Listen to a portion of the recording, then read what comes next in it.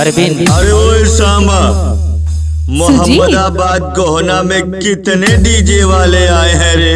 कितने डीजे वाले? सुजीत सरदार डीजे वाले तो बहुत आए हैं, पर प्रकाश रेडियो किंग सबको ठोक रहा है। सुजीत सरदार वह बहुत भयानक डीजे वाला है। सुजीत उसके वाइब्रेशन और बेस से 50 किलोमीटर दूर के डीजे वाले रोने लगते हैं। सुजीत अरे ओ सांबा, फिर तो मुझे भी डर लग रहा है रे। मुझे भी प्रकाश रेडियो किंग से नहीं जाऊंगा रे।